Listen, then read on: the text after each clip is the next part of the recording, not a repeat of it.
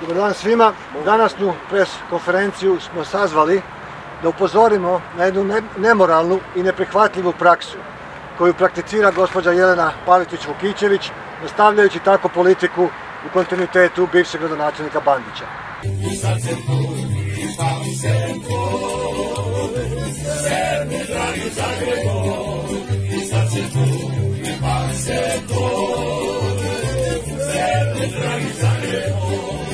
A to je da se glasovi birača u ovom gradu kupuju novcima građana, kupuju novcem iz gradskog proračuna.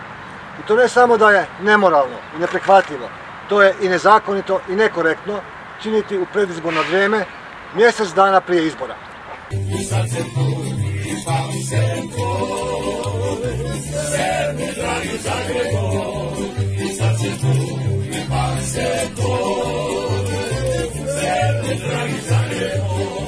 To je nešto što je nedopustivo.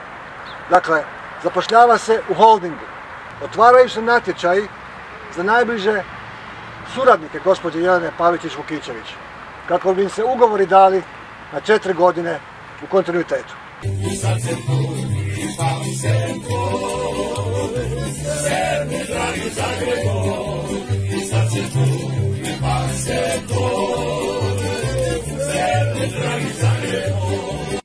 To je nešto što je nezakonito, nemoralno, neprihvatljivo politički. I nadam se da će građani ovog grada to prepoznati i da će takvu politiku i takvo ponašanje, gdje se glasovi kupuju njihovim novcem, sankcionirati na izborima.